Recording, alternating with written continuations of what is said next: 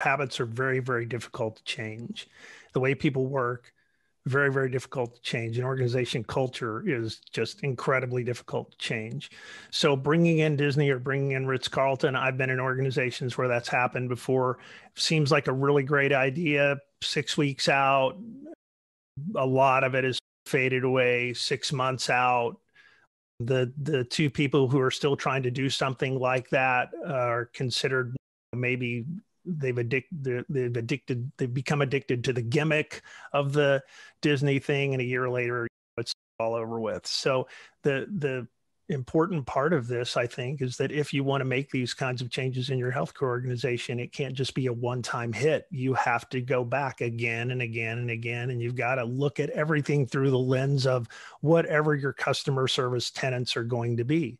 And it starts with things like you hear people say, patient first, patient first. It's always about the patient. The patient is in the center of the target. I called up my provider 3 days ago, and I went into the call tree, and the first thing in the call tree was, if you're a provider, press 1. If you're a patient, here's your 6 options.